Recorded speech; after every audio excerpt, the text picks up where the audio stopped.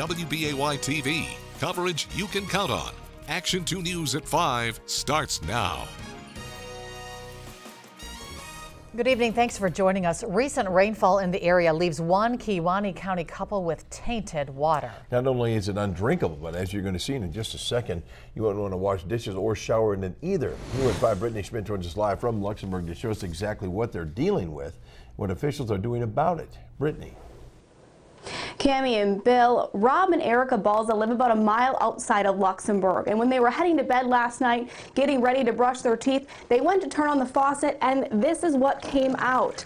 This brown water that basically smells like manure. And if we head over to the toilet and flush that really quickly here, you can see that that brown water goes down, but what comes back up is still that brown water. That murky water remains, and so does that smell of manure. Now, living in the country, they say they've had issues before. They understand that this happens, but they say it's never been this bad before. That's why they decided to immediately contact Wisconsin's Department of Natural Resources.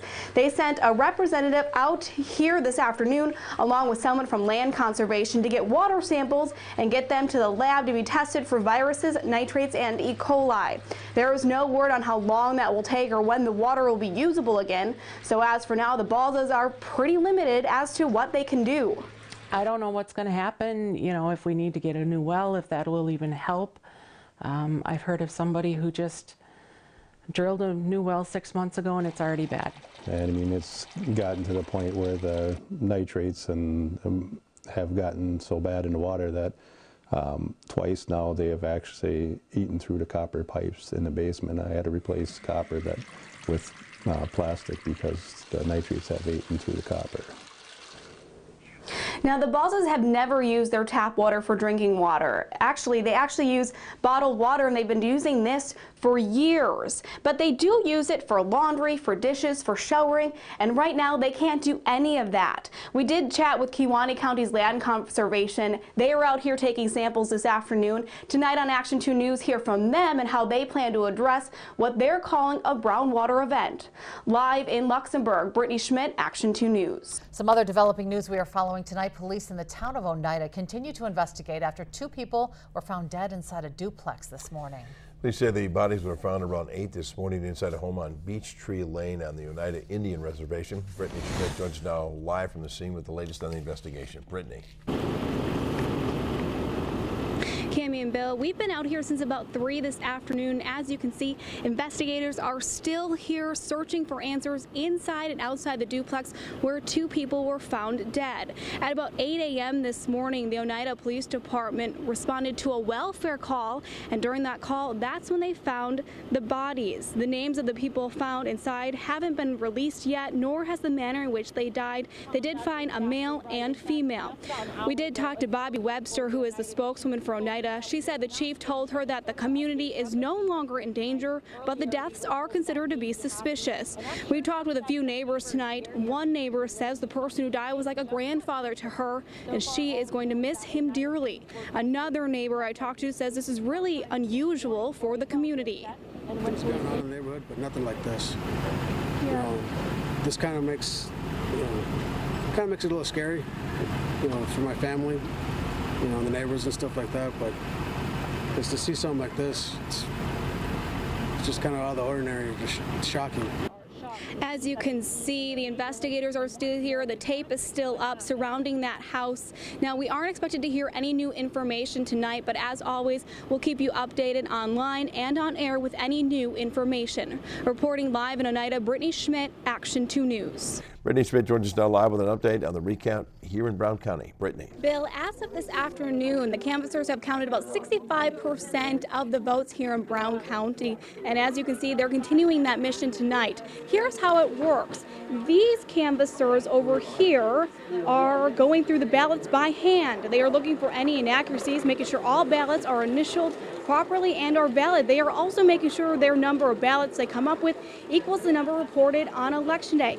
If that that all lines up, then those are sent over here to this machine. This is where they are counted and tabulated. A report is generated and again compared to the one given on election day. If everything comes out the same, they are put in these boxes, they are taped up, and then they are stored behind closed doors, locked as well. If there are any inaccuracies, those are tabulated right behind me. As you can see, there are a few changes, but nothing significant. The Brown County Clerk says there hasn't been any major problems or anything so far, and she credits that all to the workers. This recount process wasn't something that we were really looking forward to, but I have to admit I got a wonderful group of people here. We've made a lot of good friendships. We're actually kind of enjoying the process, so it's been kind of rewarding. The workers have about an hour left before they shut down tonight and start back up tomorrow morning. They're hoping to be done by this weekend, but they ultimately have until Monday to finish up the recount. Reporting live in Ashwaubenon, Brittany Schmidt, Action 2 News. Packer fans started lining up this morning before the sun came up for that chance to get an autograph from Aaron Rodgers. Waiting in line all day can apparently work up quite the appetite too. Brittany Schmidt joins us live from Lambeau Field to explain how the Packers quarterback surprised his waiting fans before even showing up. Brittany.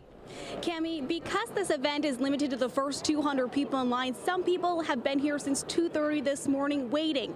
And to show his gratitude for all of their patience, Aaron Rodgers has ordered and had delivered pizza for all the fans waiting here to meet him and get their signs autographed.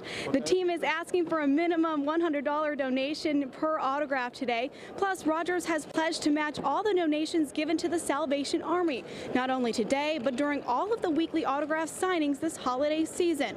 For the fans I talked to, they say it's a win-win situation for them and the Salvation Army. Exactly. You know, there's some conversation, you know, today's request is $100.